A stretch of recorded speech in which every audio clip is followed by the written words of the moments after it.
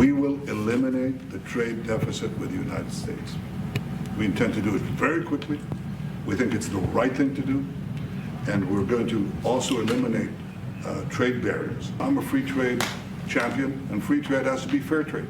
And I think that's basically the position that you have put forward, Mr. President. We are going to eliminate the tariffs, and rapidly.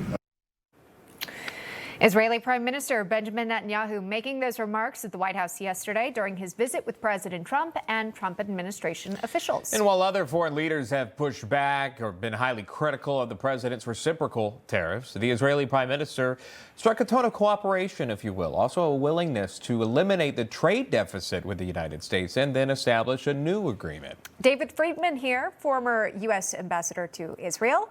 Also, Hillel Neuer, the executive director at UN Watch. Welcome to you both, and thanks so much for coming on.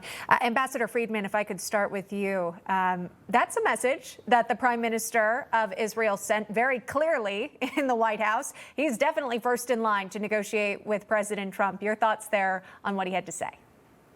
Well, look, I think the tariff issue will work itself out between Israel and the United States. It's not a huge issue for America. I mean, Israel is a relative blip when you compare it to places like China, Vietnam, the European Union.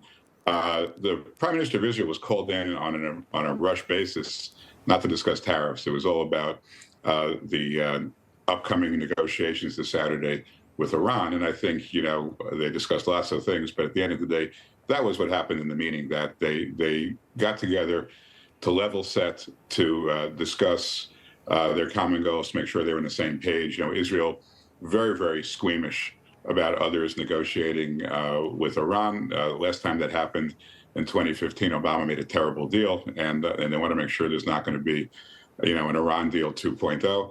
And so I think that really was the purpose of the meeting. It's not something that gets a lot of headlines because it's very sensitive and delicate. But at the end of the day, that's why the Prime Minister was there, to make sure they're on the same page on the heels of this meeting coming up on Saturday in Oman. Sure. Several cabinet officials there as well. Again, a very warm reception.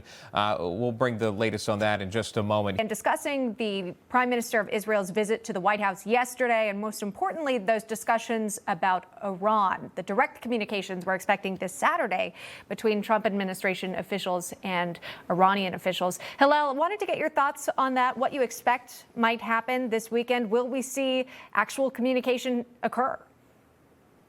Well, the president has announced there's going to be high-level talks, and I think what the administration needs to understand about the Iranian regime is that they don't negotiate to make peace. They negotiate to buy time, and no deal will be better than a bad deal. So we need one that ends Iran's nuclear threat, not just delays it. If there's going to be verification, it has to be intrusive, permanent, enforceable.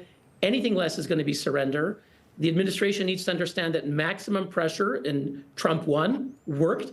Weakening them afterwards under Biden only gave the regime oxygen. The only language that Tehran understands is maximum pressure, economic, diplomatic, and strategic. Hillel Neuer joining us, and Ambassador David Friedman, thank you so much again for being patient with us when we broke into for Speaker Johnson there to speak. We do appreciate you standing by. We'll see you again soon. Well, straight ahead, a video which has to be seen to be believed. And a fun one at that. College students on spring break struggling to answer basic questions about American history. That is next when National Report returns. The press won't report the real story. The American people are actually very smart. Ridiculous statements. These